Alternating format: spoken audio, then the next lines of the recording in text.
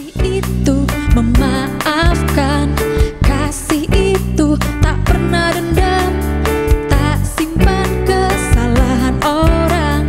Kasih itu memaafkan, bukan hanya 3 kali, bukan pula hanya 7 kali, tapi 70 kali 7 kali di dalam sehari.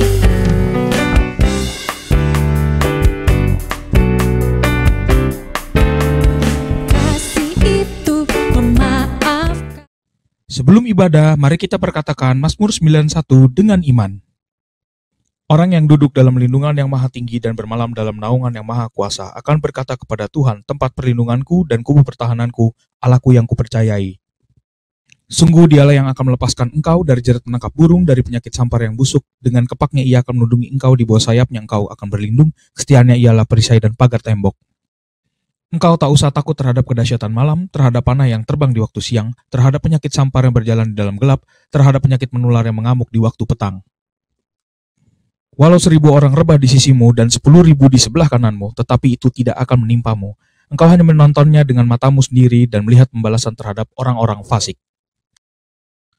Sebab Tuhan ialah tempat perlindunganmu, yang maha tinggi telah kau buat tempat perteduhanmu. Malapetaka tidak akan menimpa kamu, dan tulah tidak akan mendekat kepada kemahmu. Sebab malaikat-malaikatnya akan diperintahkannya kepadamu untuk menjaga engkau di segala jalanmu. Mereka akan menatang engkau di atas tangannya, supaya kakimu jangan terantuk kepada batu. Singa dan ular tedung akan kau langkahi, engkau akan menginjak anak singa dan ular naga. Sungguh hatinya melekat kepadaku, maka aku akan meluputkannya. Aku akan membentenginya sebab ia mengenal namaku. Bila ia berseru kepadaku, aku akan menjawab. Aku akan menyertai dia dalam kesesakan. Aku akan meluputkannya dan memuliakannya. Dengan panjang umur akan kukenyangkan dia, dan akan kuperlihatkan kepadanya keselamatan daripadaku.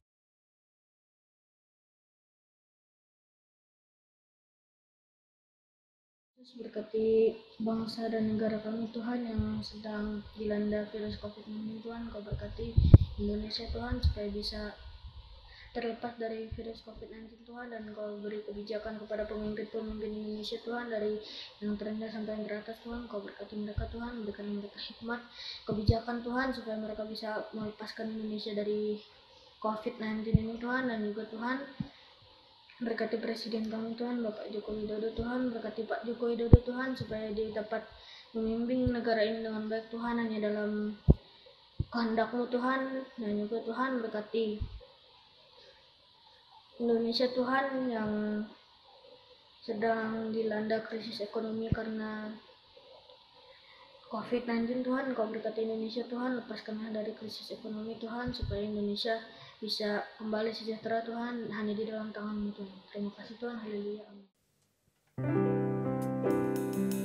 Shalom adik-adik terkasih, ketemu lagi di minggu ini. Yang sudah siap beribadah, coba angkat tangannya. Coba Kak Pia mau lihat senyumnya. Yang kelihatan senyumnya pasti udah gosok gigi kan. Yuk sekarang kita mau siapin hati kita, pikiran kita mau terfokus deh sama Tuhan. Tapi sebagai ucapan syukur kita mau bilang, kita ucapin dulu selamat pagi Bapak. Kak tapi sekarang udah siang. Gak apa-apa, tetap selamat pagi ya. Atau udah malam, tetap kita bilang sama Tuhan selamat pagi. Yuk sama-sama. Selamat pagi Bapa, selamat pagi Yesus, selamat pagi Roh Kudus. Terima kasih atas anugerah-Mu, semalam telah berlalu. Ku memuji, ku bersyukur, memuliakan nama-Mu. Allah Bapa, Putra Roh Kudus, terima kasih.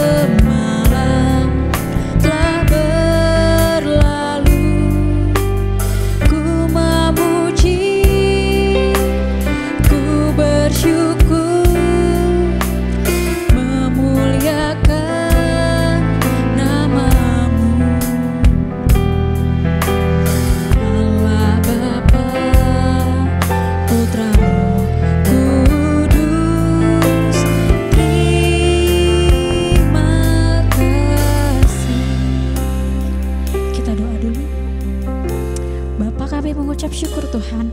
Kami berterima kasih ya Bapa buat pagi hari, siang hari, sore bahkan malam hari Tuhan. Kau berikan kami kesehatan Tuhan. Ya Bapa, kami gak pernah kekurangan di dalam Engkau. Kami mengucap syukur Tuhan. Bahkan kalau sekarang kami punya kuota Tuhan, kami bisa lihat ibadah kami lewat online. Itu semua karena kebaikan-Mu Tuhan buat setiap kami ya Bapa. Terima kasih Tuhan Yesus. Kami percaya Tuhan, perlindungan-Mu sempurna ya Bapa buat setiap kami Tuhan. Bukan hanya hari ini, tapi hari-hari ke depan Tuhan. Biar kami lebih masuk lagi Tuhan di dalam-Mu ya Bapa. Kami mau katakan lebih lagi Tuhan. Kami mengucap syukur ya Bapa.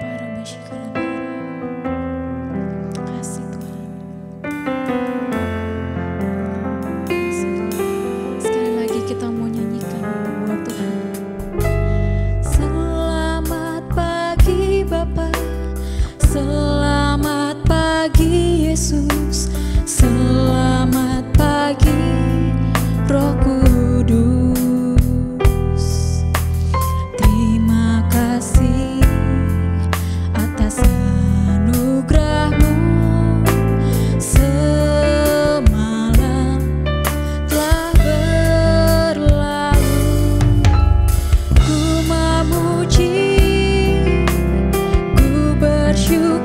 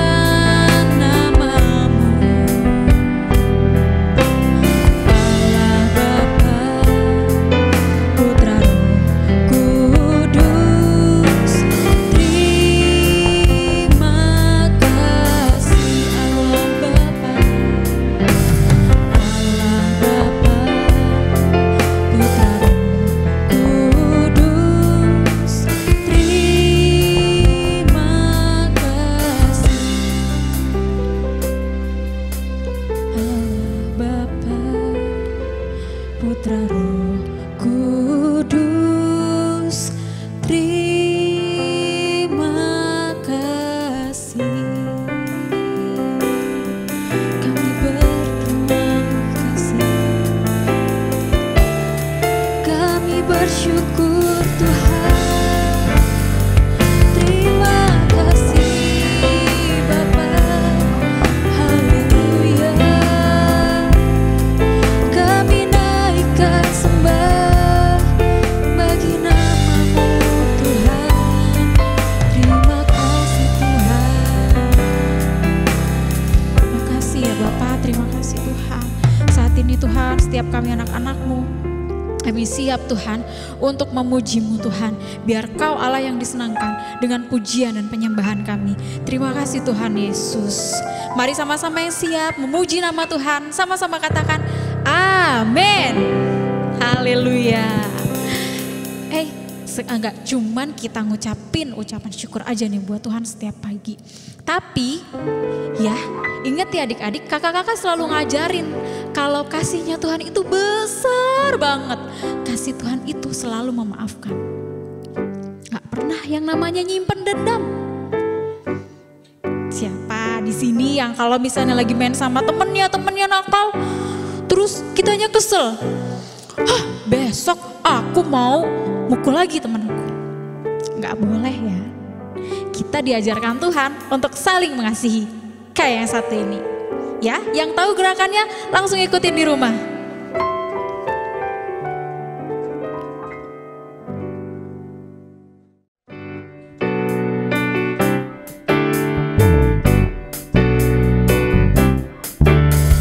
Kasih itu memaafkan.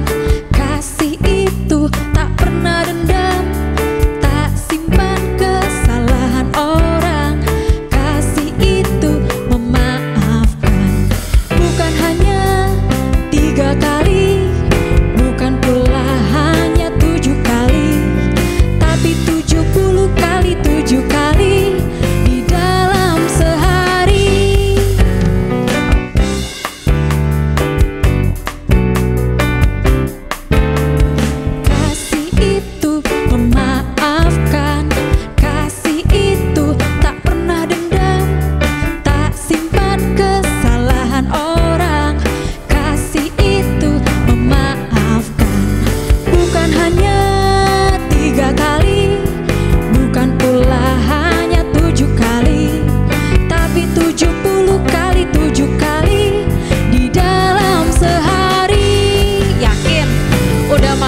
temennya selama 70 kali 7 kali. Itu banyak loh.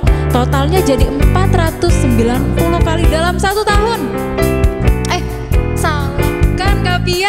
Dalam 1 hari deh yang bener. Yuk sekarang kita mau bilang lagi dari awal.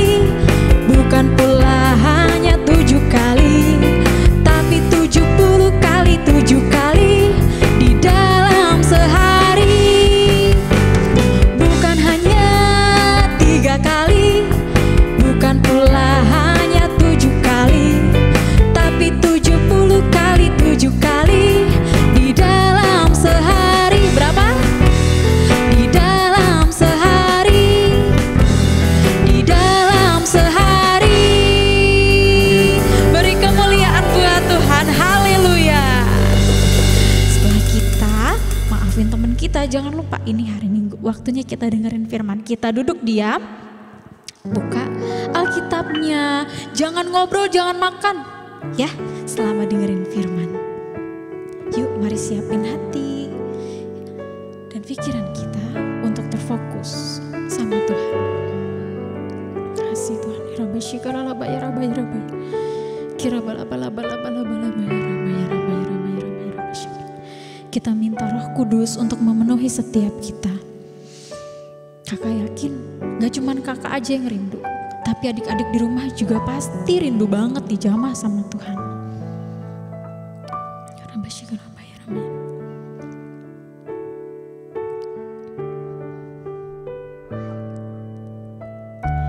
Allah Roh Kudus,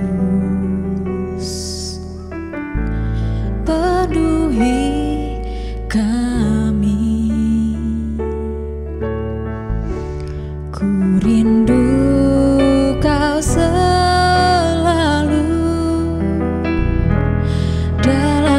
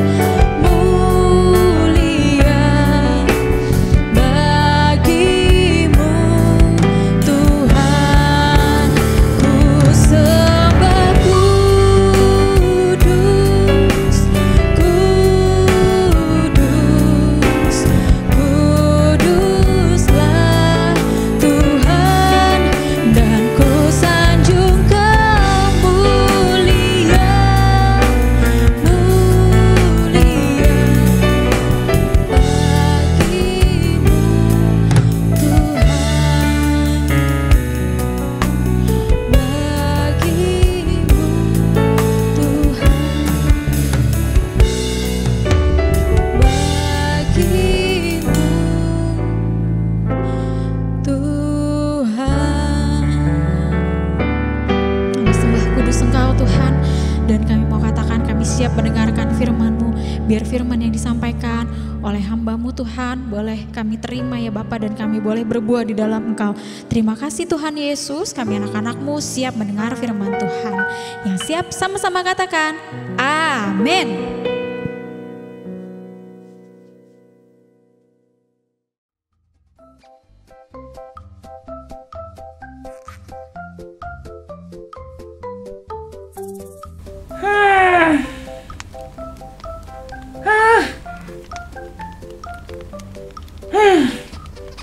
Kenapa sih kids? Dari tadi kakak hitungin banyak banget tarik nafasnya. Kenapa? Aku bete, Kak. Iya, bete kenapa? Iya, kemarin aku tuh Kemarin kenapa? Jangan setengah-setengah dong. Iya, kemarin aku tuh baca Alkitab. Loh, bagus dong baca Alkitab. Kok malah bete? Iya, aku bete. Masa di firman Tuhan bilang, kalau ada yang jahat sama kita harus baik sama dia. Bahkan kita disuruh doain lagi. Ih, bete. Terus kenapa harus bete? Kan emang gitu firmannya. Emang kamu punya temen yang jahat sama kamu? Iya, masa ada teman aku yang bilang aku berisik pas lagi Google Meet kemarin. Padahal bukan aku yang berisik. Terus aku jadi ditegur. Aduh, sebel. Aku mau balas aja rasanya. Jangan kids. Kamu ingat nggak cerita tentang Daniel? Daniel? Enggak, Kak. Kenapa emangnya Daniel? Daniel tetangga kita. Bukan dong. Daniel di firman Tuhan. Dia juga sama kayak kamu. Ada yang jahatin dia. Bahkan jahat banget. Sampai dia harus dihukum. Tapi karena dia gak bales, Tuhan tolong dia loh. Masa? Iya. Yuk kita buka kitab Daniel.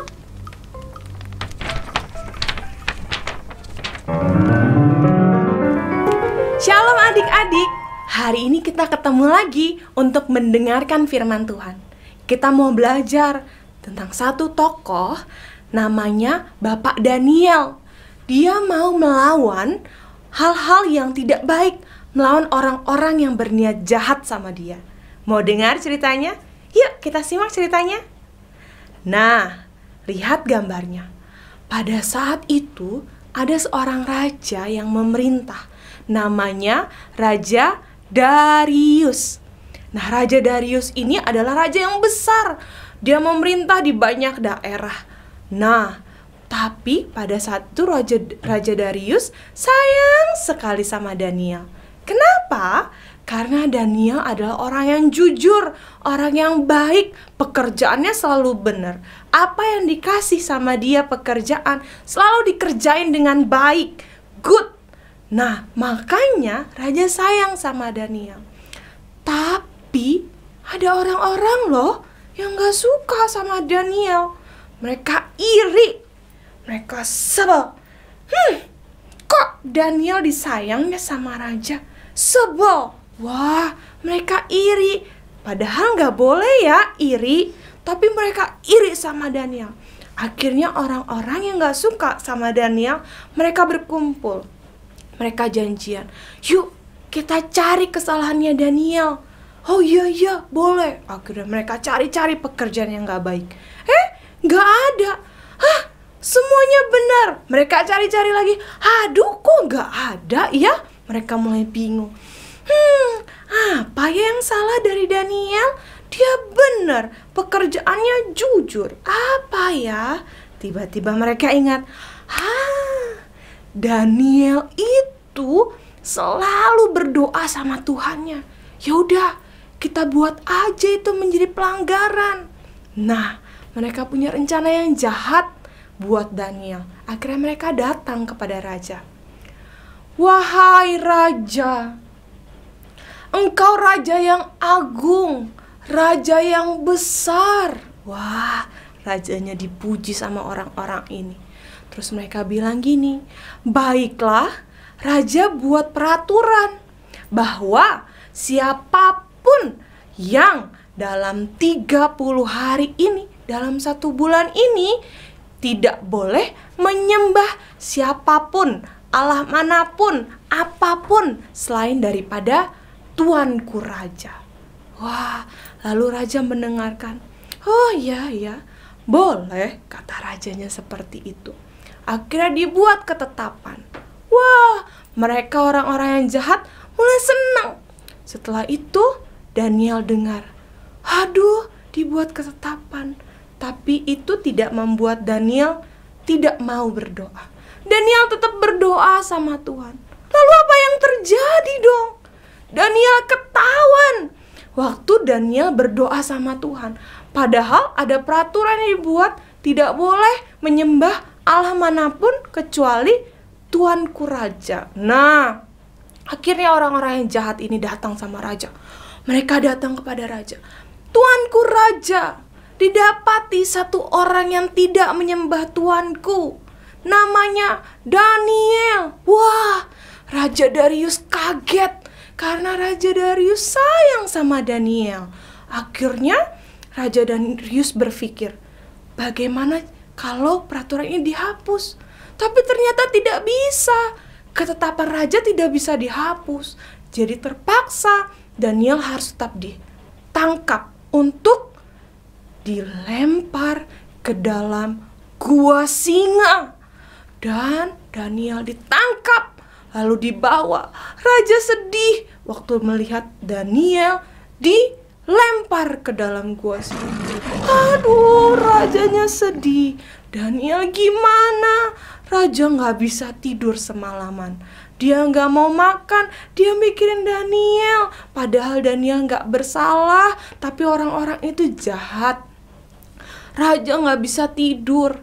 Sampai pagi-pagi dia mikirin Daniel masih. Gimana nih? Daniel pasti udah mati deh. Singanya soalnya gak dikasih makan sengaja. Supaya kan singa makannya daging. Kalau ada yang datang manusia pasti langsung dimakan. Aduh, gimana dong, kata raja. Pagi-pagi benar raja langsung datang ke tempat gua singanya. Lalu raja dengan sedih tanya, Daniel, apakah Allah yang engkau sembah itu siang dan malam itu menyelamatkan engkau dari singa-singa? Daniel, belum ada jawaban. Daniel, lalu tiba-tiba Daniel bilang gini, ya tuanku raja, Allahku yang aku sembah 3 kali sehari itu menyelamatkan aku. Dia mengirimkan malaikat-malaikatnya untuk tutup mulut singa-singa itu. Sehingga walaupun singa-singa itu kelaparan, dia tidak makan Daniel. Lihat gambarnya, singa-singanya malah tidur, nggak dimakan. Padahal singa makannya daging. Tapi singa itu ditutup mulutnya sama malaikat Tuhan untuk menolong Daniel. Kenapa? Karena Daniel benar di mata Tuhan dan benar di hadapan raja. Lalu raja perintahkan pengawal-pengawal, angkat Daniel, angkat dari dalam gua singa. Lalu Daniel diangkat, dibebaskan. Oh, rajanya senang. Lalu raja ingat sama orang-orang yang jahat itu. Mana?